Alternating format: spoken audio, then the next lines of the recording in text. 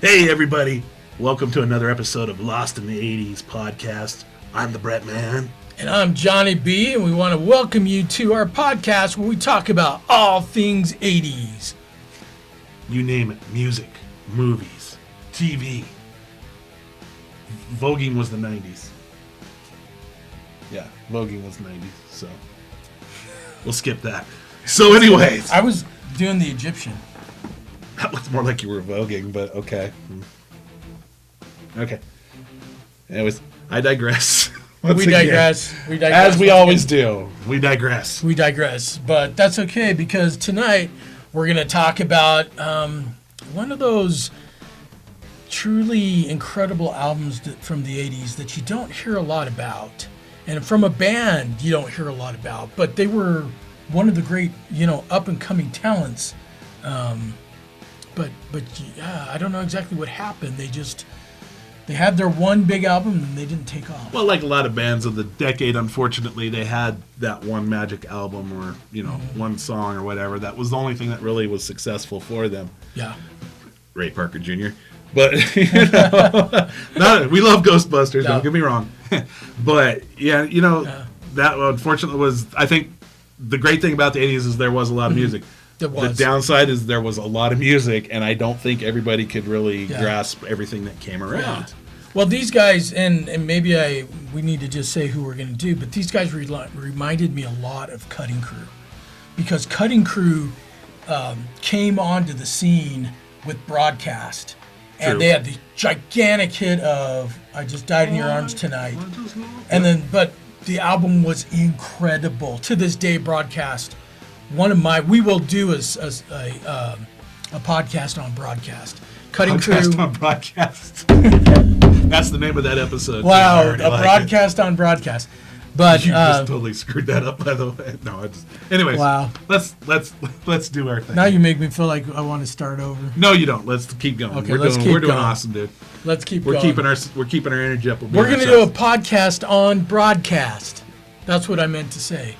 And but if you ever have a chance to listen to Broadcast, do it. Cutting Crew's Broadcast is incredible. But enough said, because we are going to talk about 1985's Hooters Nervous Night. And we're not talking about the restaurant that serves excellent wings and has lovely young hostesses and servers. We're talking about the Hooters.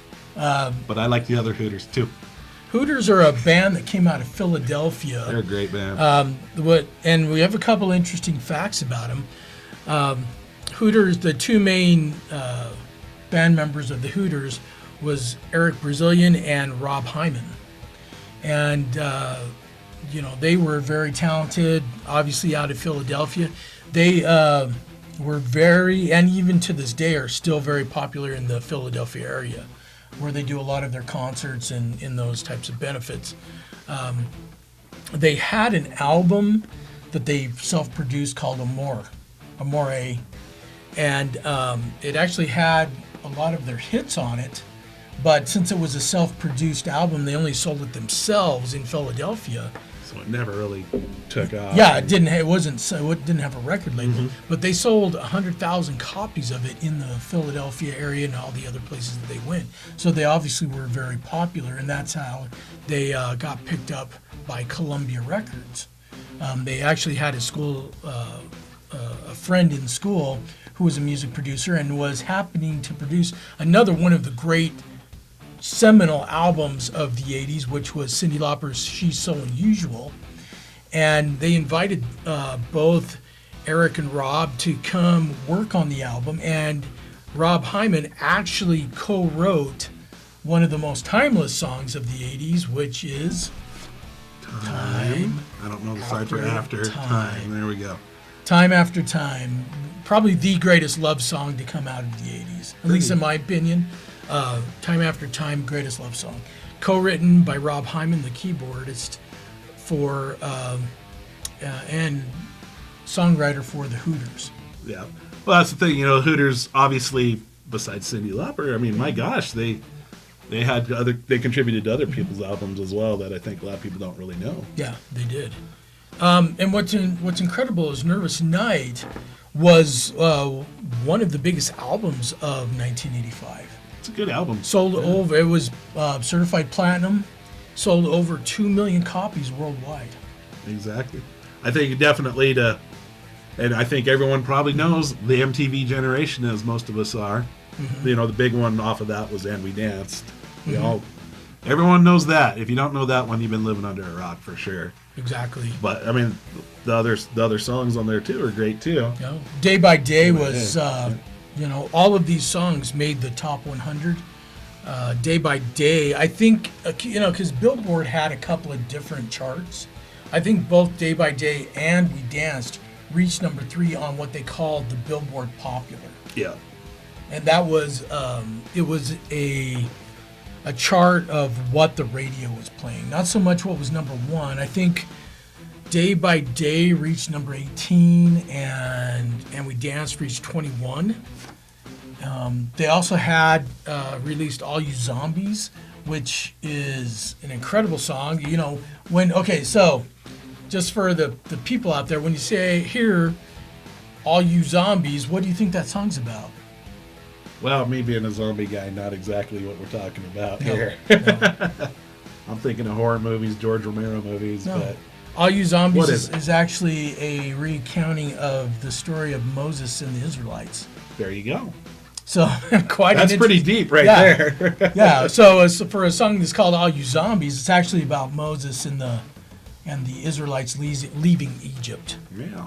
You know, all you zombies, no, take your places. It's better when the Hooters sing it. In the street. Yeah, I don't have the best singing voice. You make me want to spend 40 years in the desert.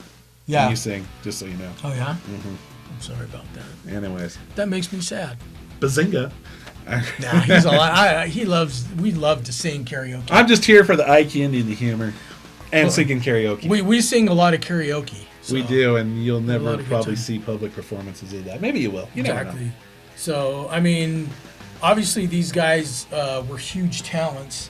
And like I said, a lot like Cutting Crew, they had this one really big album. They released, I think, 4 or 5 albums after this, but none of them had the success of Nervous Night, their debut. Well, it's not really their first album, but their debut album with a record. First commercial album, yeah. Their first commercial album. Yeah. And they're a great band. They're very, very underrated, I think. Mm-hmm. You know, obviously, like I said, we all know "And We Danced," and that's just a great anthem for the 80s. Yes.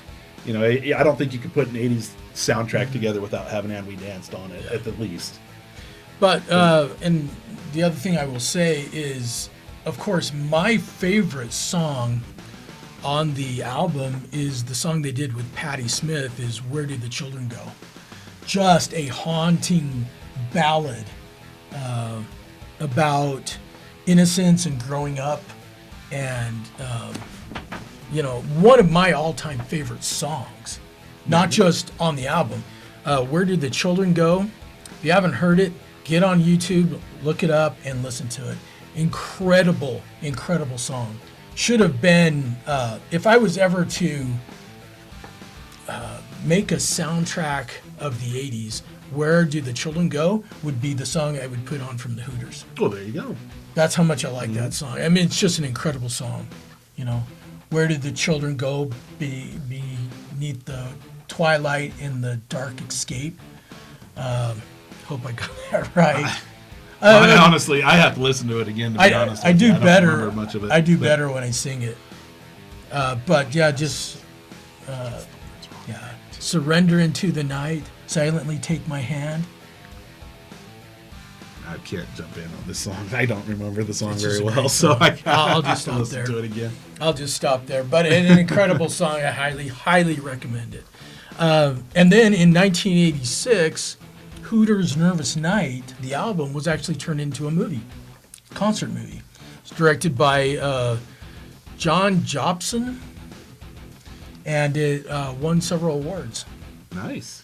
Yeah, so. Yeah, I don't know if I've ever seen that one or not, to be honest. I've never seen the film.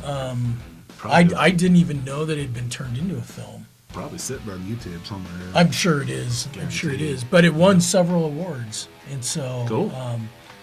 highly decorated film, and it's basically just I want to compare it to like U2's their movie for Wow.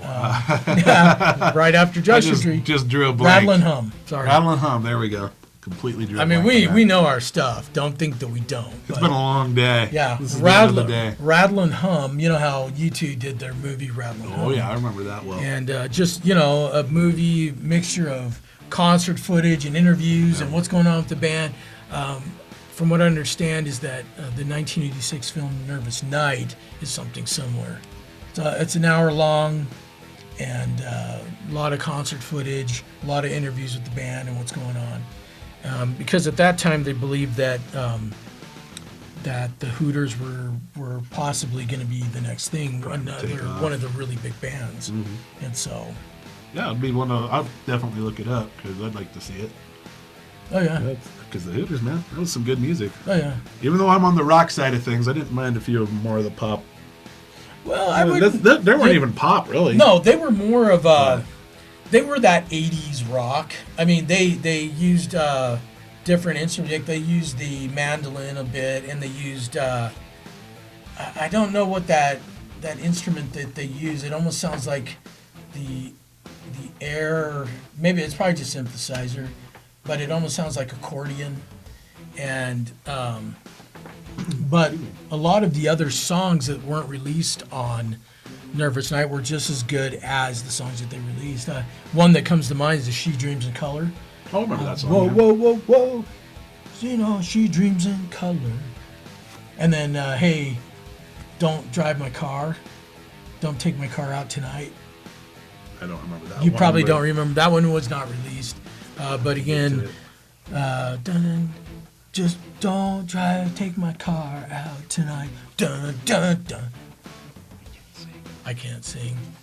And but he's trying to get his point across, and I appreciate that. The problem is that, I mean, these are incredible songs, they're incredible albums, but you don't always remember all the words. Not always, nope.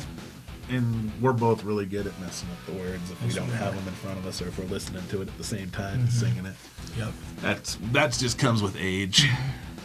But yeah, to this day, I remember, and we danced coming out on MTV in the videos, and then they followed that up with Day by Day, and then I remember All You Zombies too being released. I do not remember Where Did the Children Go being released. I believe it was the first song they released off the album.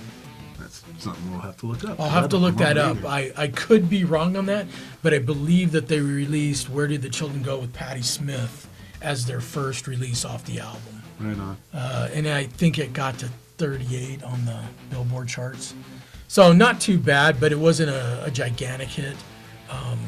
But of course, then they had Day by Day and all that. Right. Like I said, I have a great respect for the Hooters. I like Hooters. Oh. Oh yeah. I like the restaurant Hooters and Owls too. Oh, Owls. Yeah. Nice set of Hooters you got there. Excuse me. The Owls. Dumb and Dumber. Do you think that the restaurant Hooters was named after the band Hooters? Based on the looks of both the band and the restaurant, I'm going to go with negative on that. Oh, okay. However, what a coincidence that the names are the same. Yes, what a coincidence. Yep. The one thing I will say that great news is that the Hooters are still together. And that's something you don't hear a lot from the 80s. Yeah. That didn't really now, not all take the it off, original band members are with them, but Eric Brazilian and Rob Hyman are still. Well, they're the main two. They're the main two of the band, and they're still together. I think they just perform. They mainly perform in Philadelphia, from what I see. Different events come up, and they perform. And so, hey, if the Hooters ever want to come out west and you can come to Utah, you can come to Idaho, Montana, Nevada, wherever you want. You can even come to California, and I would go see the Hooters. I would take a road trip. I would get front row tickets, and I would go see the Hooters. And afterwards, we'd go eat at Hooters. Yeah, I think that would be an excellent end to the day. I think so. You can never have too much Hooters in your life. That's right. Couldn't resist. Sorry. Oh my gosh. My goodness. Spiraling out of control once again. Hey, I wanted to mention, I don't know if anybody, have you guys noticed my incredible 80s outfit? No, I thought that was just part of your normal wardrobe. I wanted to stand up and I wanted to show that, because I got the 80s pants, going all out, and of course, I don't know if I can do this. I don't know, but you make me want to go to Hooters now. But, yeah, man, check it out. That's right. Converse high tops. And this won't be the only outfit that I have. I've got a couple of others in the works. It's just not everything's arrived from Amazon. So Ditto. I mean, I always wear my band concert shirts, but I got a couple of outfits in the works too right now. But I never get tired of my mullet wig for some reason. You look good in it. You know Dude, there's another one I'm going to get, though. I think it'll look pretty good, too. Hopefully. We'll find out. We'll have to see. It'll give me more of that 80s rock star look than my Jack Burton mullet from Big Trouble in Little China. Sounds good to me, man. But, speaking of your outfit and stuff, I was going to say, oh, goodness, now I can't think of the name of the movie. But there was a bad kung fu movie. The Last Dragon. That's what it was called. That's what you remind me of. Just him all decked out. I thought I was dressing up. Either that or you look like you're ready to film Breaking 3. No, because this is how. This is the shirt that the drummer of Van Halen, the Van Halen brother. Alex. Sorry. Sorry, Al. Big Al. My bad. He dressed like this for, wasn't it Jump? I don't remember, in all honesty. Anyways, there's a drummer that dresses like this. But right now, if it's Alex Van Halen, this is what Alex Van Halen's doing right now. It might have been Def Leppard, too. I don't know. I'm pretty sure, though, it was Van Halen. No, I think Def Leppard, he did the Union Jack shorts, and then the singer ordered the Union Jack muscle shirt type thing. I'm pretty sure it was Van Halen, that it was Alex Van Halen that dressed. I think it's Jump, where he dresses like this. So I honestly don't remember. Anyways, he did wear the headbands too, but yeah, I liked it. So this is the first outfit I came up with. Hey, and that's fine, because you know why? The 80s was a great decade. That's right. And as we always say, best decade. So fashion may leave some to be desired a little bit here and there in places, but at the same time, in our dedication to you, the 80s podcast viewer, we will wear whatever outfits we need to wear to get our points across about the 80s and look the part of the 80s. That's right. No matter what the gray and the facial hair may say, we'll always be 80s. That's right. Yep. Well, let's wrap it up. And again, I want to thank you for joining us tonight on the Lost in the 80s podcast. I'm Johnny B. I'm Bretman. And hey, I hope that you all dream in color.